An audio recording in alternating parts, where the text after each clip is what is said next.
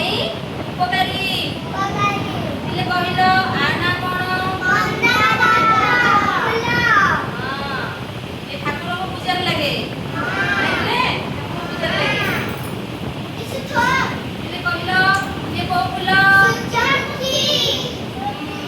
ଏ ସୂର୍ଯ୍ୟ ଆସିଲେ ସୂର୍ଯ୍ୟ ଯୋଉ ଦିଗକୁ ଯାଆନ୍ତି ଏ ଫୁଲର ମୁହଁଟି ସେଇ ଦିଗକୁ ହୁଏ ସୂର୍ଯ୍ୟକୁ ଆଡ଼ିକି। ହେଲେ କହିଲ ଏ କୋଉ ଫଳ? ଆମ ଦେହ ଖରାପ ହେଲେ ଆମେ କଣ ଖାଉ? ସେଥିରେ କଣ ଅଛି? ବହୁ ପରିମାଣରେ ଭିଟାମିନ୍ ଅଛି। ଆଉ ଏଇଠି ଦେଖ ସେଟା କହିଲ ଏଇଟା